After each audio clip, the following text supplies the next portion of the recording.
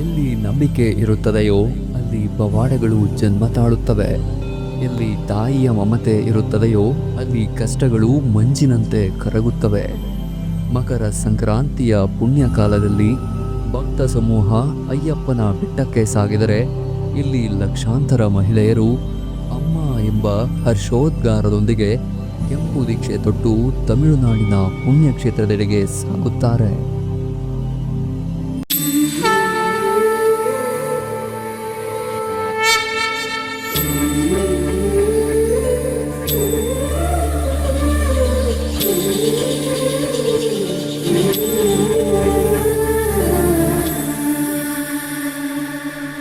ಈ ರೀತಿ ಬಸ್ಸಿನಲ್ಲಿ ಸಾಗುವಾಗ ಮಹಿಳೆಯರು ಕೆಂಪು ವಸ್ತ್ರ ಧರಿಸಿರುವ ವಿಡಿಯೋಗಳನ್ನು ನೀವು ನೋಡಿಯೇ ಇರ್ತೀರಿ. ಹಾಗಾದರೆ ಇವರೆಲ್ಲ ಯಾವ ದೇವಾಲಯಕ್ಕೆ ಹೋಗುತ್ತಿದ್ದಾರೆ ಎಂಬ ಪ್ರಶ್ನೆ ನಿಮ್ಮನ್ನು ಒಮ್ಮೆಯಾದರೂ ಕಾಡಿರುತ್ತೆ ಅಲ್ವಾ? ಹಾಗಾದರೆ ಇವತ್ತಿನ ವಿಡಿಯೋದಲ್ಲಿ ಈ ಓಂ ಶಕ್ತಿ ದೇವಿ ಯಾರು, ಆಕೆಯ ದೇಗುಲ ಎಲ್ಲಿದೆ, ಅಲ್ಲಿಯ ವಿಶೇಷತೆ ಏನು ಎಂಬುದನ್ನು ತಿಳಿಯೋಣ. ಭಾರತದ ದಕ್ಷಿಣ ತುದಿಯಲ್ಲಿರುವ ತಮಿಳುನಾಡು ರಾಜ್ಯದ ಕಾಂಚೀಪುರಂ ಜಿಲ್ಲೆಯಲ್ಲಿ ರಾಜಧಾನಿ ಚೆನ್ನೈನಿಂದ ಸುಮಾರು 90 ಕಿಲೋಮೀಟರ್ ದೂರದಲ್ಲಿ ಒಂದು ದಿವ್ಯ ಭೂಮಿ ಇದೆ. ಅದೇ ಮೇಲ್ಮರುವತ್ತೂರ್. ಹೊರನೋಟಕ್ಕೆ ಇದೊಂದು ಪುಟ್ಟ ಗ್ರಾಮವಾಗಿ ಕಂಡರೂ ಆಧ್ಯಾತ್ಮಿಕ ಜಗತ್ತಿನಲ್ಲಿ ಇದು ಅತೀಂದ್ರಿಯ ಶಕ್ತಿಗಳ ಕೇಂದ್ರ. ಇದನ್ನು ಕೇವಲ ದೇವಾಲಯವೆಂದು ಕರೆಯುವ ಬದಲು ಅರಲ್ಮಿಗು ಆದಿಪರಾಶಕ್ತಿ ಸಿದ್ಧರ ಪೀಠ ಎಂದು ಕರೆಯಲಾಗುತ್ತದೆ. ಇದೇ ಓಂ ಶಕ್ತಿಯ ಮೂಲಸ್ಥಾನ.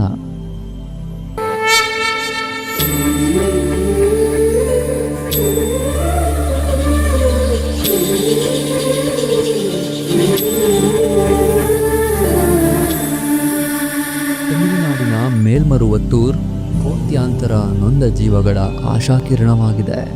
ಅರಲ್ಮಿಗು ಆದಿಪರಾಶಕ್ತಿ ಸಿದ್ಧರ ಪೀಠದಲ್ಲಿ 2000 ವರ್ಷಗಳ ತಪಸ್ಸಿನ ಶಕ್ತಿ ಮೇಳೈಸಿದೆ. 21 ಸಿದ್ಧರು ತಮ್ಮ ದಿವ್ಯ ಚೈತನ್ಯವನ್ನ ಇಲ್ಲಿ ಧಾರೆ ಎರೆದಿದ್ದಾರೆ. ಈ ಕ್ಷೇತ್ರದ ಇತಿಹಾಸ ಆಧುನಿಕ ಕಾಲದಲ್ಲಿ ಮರುಜನ್ಮ ಪಡೆದದ್ದು 1960ರಲ್ಲಿ. ಇಂದು ನಾವು ನೋಡುತ್ತಿರುವ ಈ ಭವ್ಯ ಗೋಪುರಗಳ ಜಾಗದಲ್ಲಿ ಅಂದು ಒಂದು ಬೃಹತ್ ಬೇವಿನ ಮರವಿತ್ತು. ಸಾಮಾನ್ಯವಾಗಿ ಬೇವಿನ ಮರದ ರಸ ಕಹಿಯಾಗಿರುತ್ತದೆ, ಆದರೆ ಇಲ್ಲಿನ ಬೇವಿನ ಮರದ ರಸ ಜೇನಿನಂತೆ ಸಿಹಿಯಾಗಿತ್ತು. ಇದನ್ನು ಸೇವಿಸಿದವರ ದೀರ್ಘಕಾಲದ ಕಾಯಿಲೆಗಳು ಗುಣವಾಗತೊಡಗಿದವು. ಜನರು ಇದನ್ನ ದೈವಿಕ ಪ್ರಸಾದವೆಂದು ನಂಬತೊಡಗಿದರು. ಆ ಮರದ ಕೆಳಗೆ ಒಂದು ಹಾವಿನ ಉತ್ತವೂ ಸಹ ಇತ್ತು.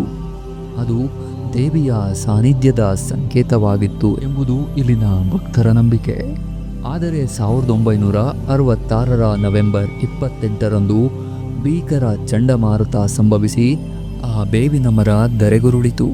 ಅಂದು ಆ ಮರದ ದಿವ್ಯ ರಸ ಇಡೀ ಊರಿನಾದ್ಯಂತ ಹರಿಯಿತು. ಅಂದಿನಿಂದ ಮೇಲ್ಮರುವತ್ತೂರ್ ಪವಿತ್ರ ಯಾತ್ರಾ ಸ್ಥಳವಾಗಿ ಮಾರ್ಪಟ್ಟಿತು.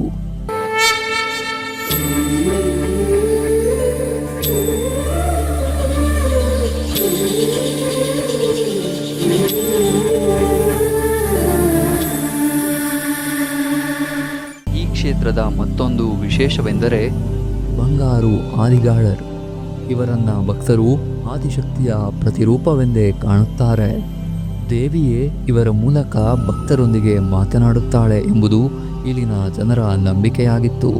ಆದರೆ ಬಂಗಾರು ಆದಿಗಾಳರ್ ಅವರು 2023ರ ಅಕ್ಟೋಬರ್ 19ರಂದು ದೈವಾಧೀನರಾದರು.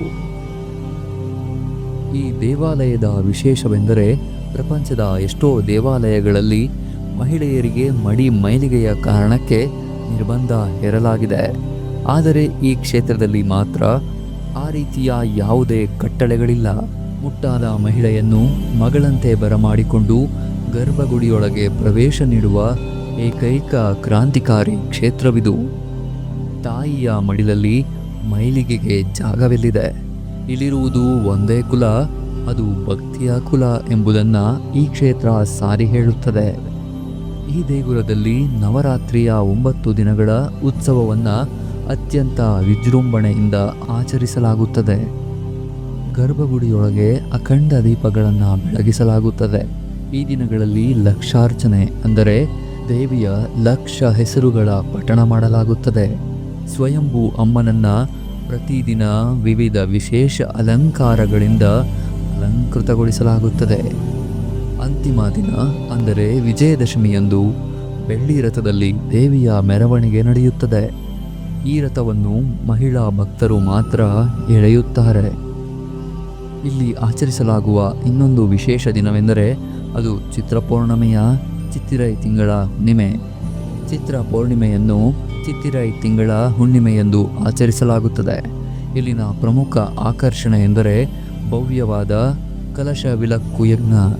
ಈ ಭವ್ಯ ಆಚರಣೆಯಲ್ಲಿ 10,000 ಮಹಿಳೆಯರು ಭಾಗವಹಿಸುತ್ತಾರೆ. ಓಂ ಶಕ್ತಿ ಮಾಲೆ ಎನ್ನುವುದು ಕೇವಲ ದಾರವಲ್ಲ, ಅದು ತಾಯಿಯೊಂದಿಗೆ ಭಕ್ತನನ್ನ ಬೆಸೆಯುವ ಅನುಬಂಧ. ಅರಿಶಿನ, ಕುಂಕುಮ, ಶ್ರೀಗಂಧದ ಪರಿಮಳದ ನಡುವೆ ಕರ್ಪೂರದ ಆರತಿಯ ಬೆಳಕಿನಲ್ಲಿ ಭಕ್ತ ತನ್ನ ಅಹಂಕಾರವನ್ನೆಲ್ಲ ತಾಯಿಯ ಪಾದಕ್ಕೆ ಅರ್ಪಿಸುತ್ತಾನೆ. ಗುರುಗಳ ಮಾರ್ಗದರ್ಶನದಲ್ಲಿ ದೇವಿಯ ಮುಂದೆ ಮಂಡಿಯೂರಿ ಕುಳಿತು ಕಣ್ಣು ಮುಚ್ಚಿ ಅಮ್ಮ ಕಾಪಾಡು ಎಂದು ಬೇಡುತ್ತಾ ಈ ಕೆಂಪು ಮಾಲೆ ಧರಿಸುವಾಗ ಉಂಟಾಗುವ ರೋಮಾಂಚನಕ್ಕೆ ಬೆಲೆ ಕಟ್ಟಲಾಗದು. ಆ ಸಮಯದಲ್ಲಿ ಭಕ್ತನಿಗೆ ಲೋಕವೇ ಮರೆತು ಹೋಗುತ್ತದೆ. ಕೇವಲ ಆದಿಶಕ್ತಿಯ ರೂಪವೊಂದೇ ಕಣ್ಣೆದುರು ನಿಲ್ಲುತ್ತದೆ. ಪ್ರತಿ ವರ್ಷ ಕೋಟ್ಯಾಂತರ ಭಕ್ತರು ದೇವಿಯ ಬಳಿ ತಮ್ಮ ನೋವನ್ನು ಹೊತ್ತು ತರುತ್ತಾರೆ. ಆದರೆ ಮರಳುವಾಗ ತಾಯಿಯ ಪ್ರಸಾದದೊಂದಿಗೆ ನೆಮ್ಮದಿಯನ್ನು ಹೊತ್ತು ಸಾಗುತ್ತಾರೆ.